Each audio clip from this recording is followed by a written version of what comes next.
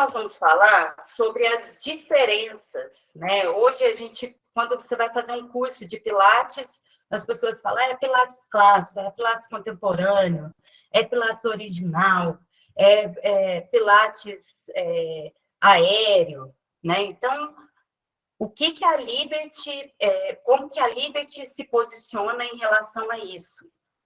Pilates é Pilates. Pilates é o método que o Joseph Pilates criou em 1900 e alguma coisa. Ele começou com aquele trabalho de contrologia e, com o tempo, foi chamando Pilates, que é o sobrenome dele. Então, isso que é Pilates. Qual que é a diferença, né, da Liberty Pilates? É que nós agregamos ao Pilates, ao método do Joseph, a ciência. Então, eu vou mostrar para vocês algumas diferenças, tá? No método clássico, ele trabalhava com uma retroversão de quadril. Como tem uma ligação, né, na essência do Pilates com a dança também, o Pilates trabalhou muito com bailarinos, né, então ele já trabalhava com a pelve em retroversão, contraindo o glúteo, que é aquele famoso, quem é mais antigo aí da ginástica, é aquele famoso encaixar. Tinha que encaixar. Lembra que antes, para fazer bíceps, a gente tinha que encaixar o quadril. Então, o Pilates começou com essa retroversão do quadril lá atrás. Também trabalhava com os pés em um V, que é uma primeira posição de balé.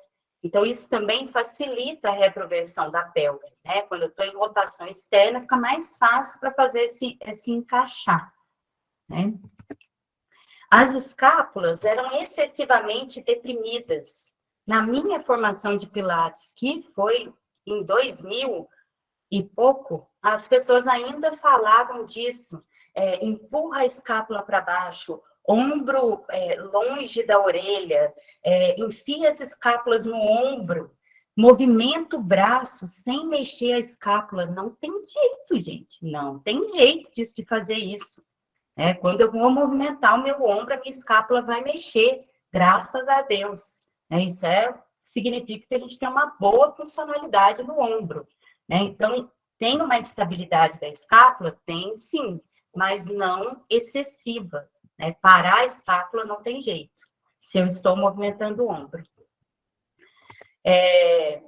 Os joelhos estendidos, porém destravados, é uma coisa que a gente conserva até hoje, né, no exercício, para não deixar o joelho hiperestendido. A respiração era ligada diretamente ao movimento concêntrico. Então, quando eu fazia o movimento concêntrico, eu puxava o ar. Então, vamos pensar no bíceps aqui, que é o mais fácil, flexão de cotovelo. Na hora de subir, eu puxava o ar.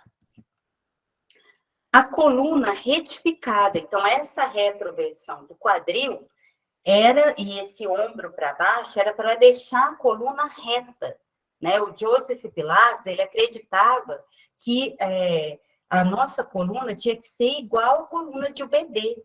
Se o bebê nasce com a coluna com uma cifose, né? O neném nasce com uma cifose, né? E ele acreditava que essa coluna tinha que ser reta o resto da vida, né?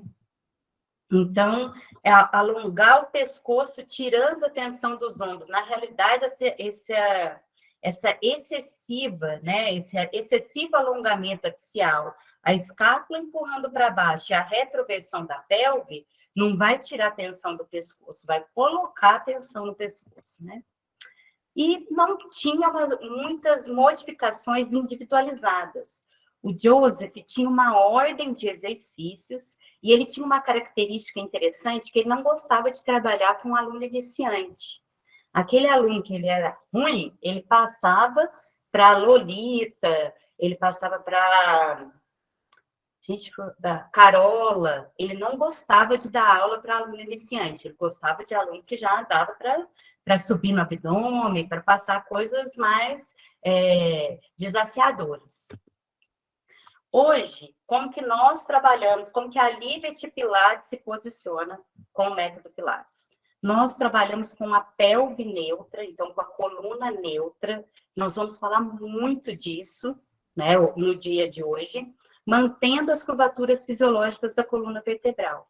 Então, nós acreditamos que o bebê nasceu lá com a cifose e que faz parte do desenvolvimento do alinhamento postural a lordose cervical, né, desenvolver com a retificação do pescoço a lordose cervical.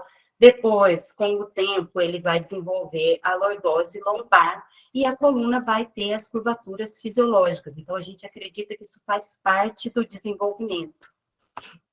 E é importante manter essas curvaturas. Nós vamos trabalhar com as articulações neutras. Então, tem alguns exercícios que são em rotação externa, vocês vão ver isso.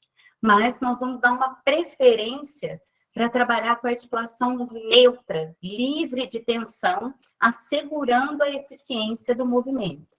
Então, para isso, nós vamos posicionar sempre os nossos alunos da melhor forma possível antes que ele inicie o movimento. Vamos respeitar o ritmo escapulo-humeral, o plano escapular. Então, a gente não trabalha com esse empurrar a escápula excessivamente para baixo, e nem com, depois, mais para frente, eu vou explicar exatamente o que é o plano escapular, o que é o ritmo escapulo-humeral. Mas isso significa que, quando eu tiver com o braço aberto, eu não vou trabalhar com ele a 0 grau, eu vou trabalhar sempre com o braço um pouquinho à frente e com a palma da mão na posição anatômica ou em rotação externa. Por quê? Porque isso dá saúde para o meu ombro, dá mais liberdade para o movimento da escápula. Então, nós vamos trabalhar no plano escapular. A respiração agora, ela é ligada ao movimento concêntrico na expiração. Então, quando eu fizer a flexão de cotovelo, ao invés de eu puxar o ar, eu vou soltar o ar. Por que a gente faz essa expiração no movimento concêntrico? Para garantir uma melhor centralização. Porque quando eu solto o ar, eu ativo melhor essa musculatura do tronco. Eu garanto essa ativação. Então, o movimento concêntrico agora está ligado à expiração. E nós temos várias opções de modificações que vão agregar os conhecimentos adquiridos em pesquisas científicas, sem perder a essência do método, que é o caso do plano escapular, é o caso de manter as curvaturas fisiológicas da coluna. A ciência diz que isso é melhor para a eficiência de movimento, é melhor para a biomecânica do nosso aluno. E a gente vai adequando com essas possibilidades e com todas as modificações que o Pilates, que nós oferecemos, né, a estrutura e a organização corporal de cada praticante. Então, por exemplo, se eu pegar o método Pilates, pegar os exercícios de MET Pilates, 60% desses exercícios são de flexão. Será que todos os nossos alunos precisam fazer flexão de coluna? Naquele determinado momento, será que ele tem que começar com flexão de coluna? Será que eu não poderia trabalhar primeiro com uma estabilização e extensão? Vamos pensar num aluno que tem uma hipercifose torácica, por exemplo, um aluno mais curvadinho. Então, eu posso ir adaptando o método sem precisar seguir uma ordem, tá? Eu vou adaptando os exercícios de acordo com o meu aluno.